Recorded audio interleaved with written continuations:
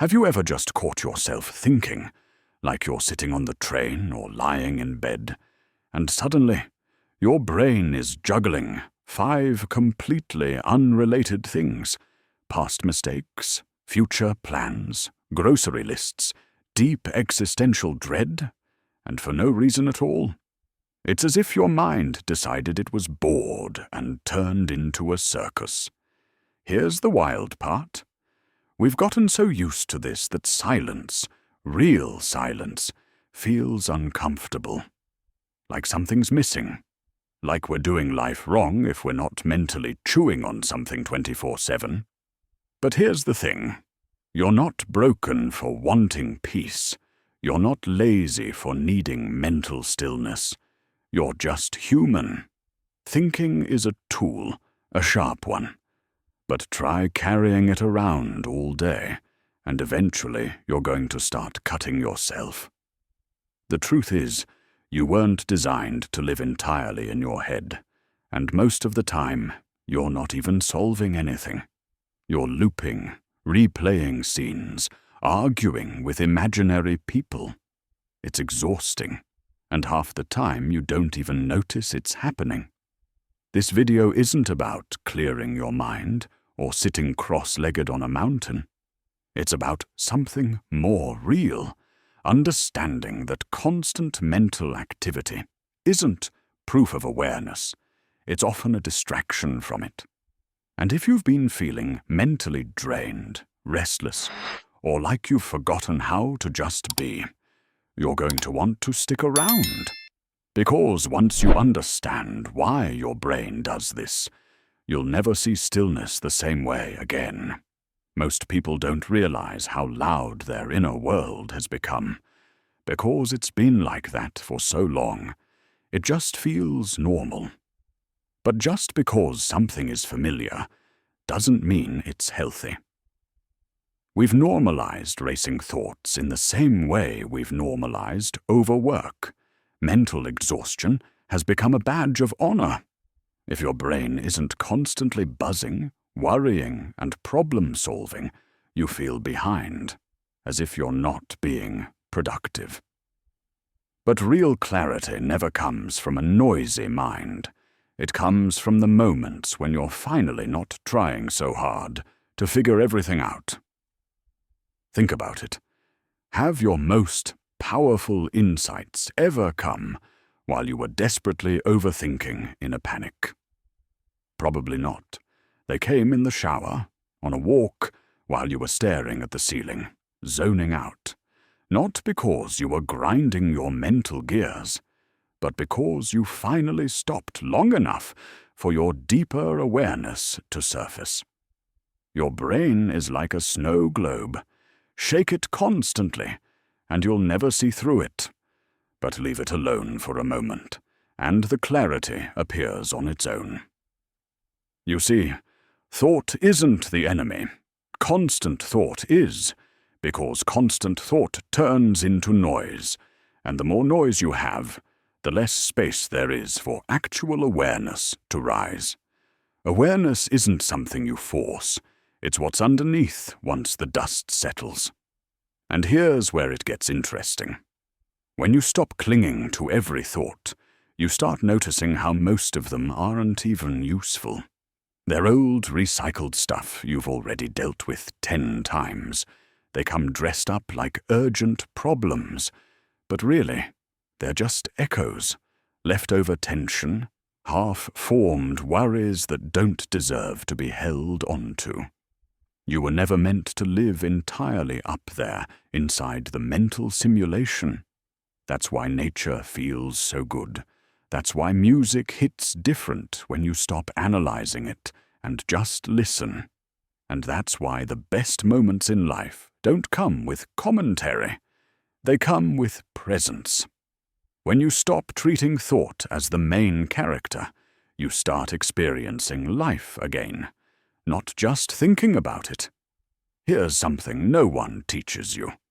Silence is not the absence of activity. It's the doorway to actual awareness. When you're constantly thinking, your attention is always 2 steps ahead of your body. In the past, in the future, in imaginary conversations, and in to-do lists that stretch into infinity. You're rarely where your feet are. You could be walking through a park on a beautiful day, but if your mind is replaying an argument from 3 days ago, your nervous system doesn't know the difference. It thinks you're still in the fight. That's how powerful your thoughts are. But here's the paradox. Your thoughts can only shape your life if you let them run the show unchecked. You are not powerless to them. You're not stuck with the noise. You're just used to reacting to every single thought as if it's a notification that needs opening. Most of the time, it doesn't. Haven't you ever had a random negative thought pop up and suddenly your whole mood shifts? But if you actually trace that thought back, it came from nothing.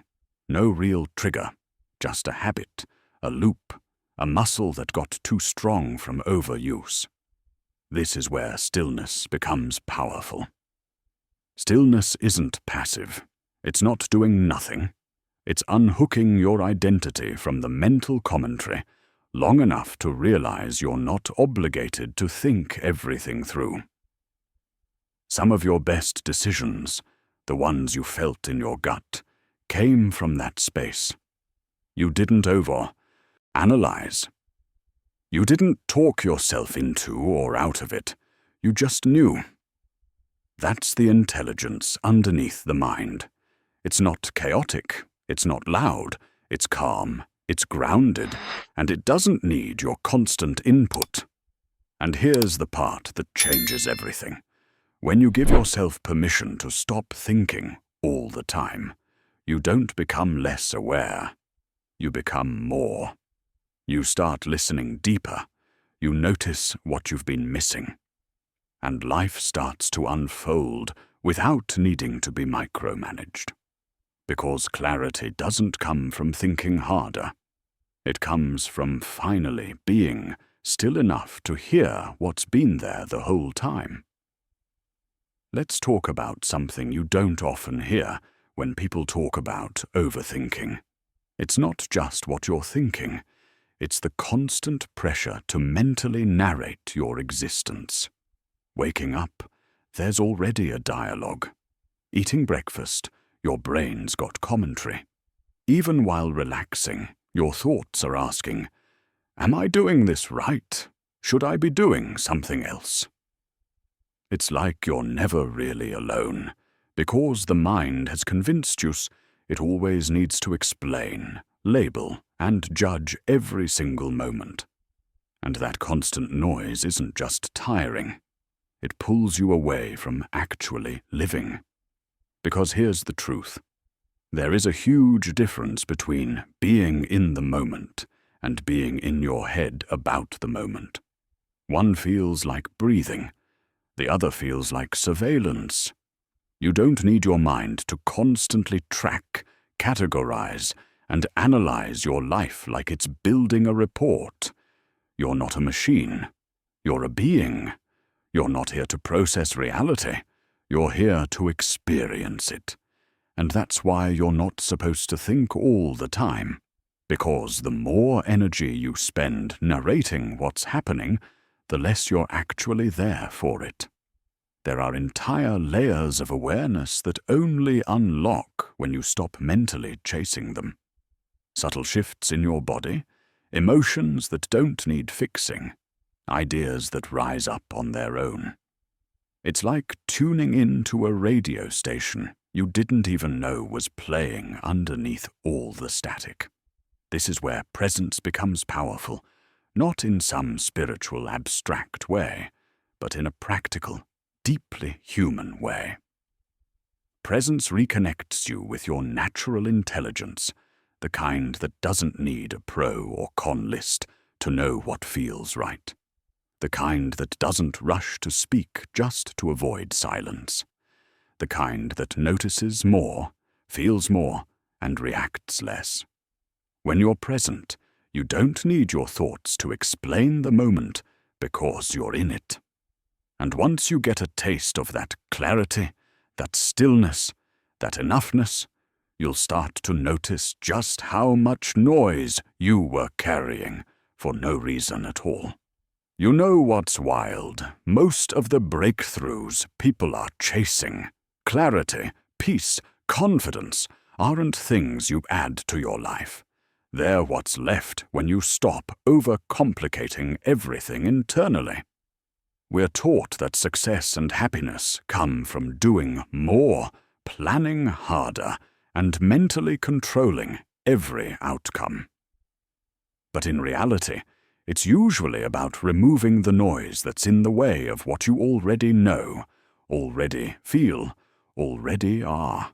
The constant mental pressure to calculate your next move, that's not insight. That's tension pretending to be progress. And here's where it gets real. The people who seem the most grounded, the most magnetic, the most at peace, they're not running thought marathons every hour. They've simply learned how to trust their awareness without trying to dominate it. See, thinking is linear. It has a pace, a direction, a structure. But awareness, it's open, quiet, immediate. It doesn't chase, it observes. It doesn't predict, it responds. And when you start living from awareness instead of endless thought, something subtle but powerful happens. You stop needing to prepare for everything. Not because you suddenly don't care, but because you've trained yourself to be present enough to respond with clarity in real time. And that presence, that's where your power lives. You stop being 10 steps ahead in your head and start being right here in a way that feels stable. Presence over processing. You're not as reactive.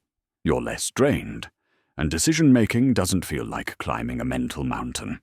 It becomes natural, instinctive, fast, and clean. But here's the twist. You don't access this by trying harder to be present. You access it by realizing you're already here. You don't need to earn the stillness.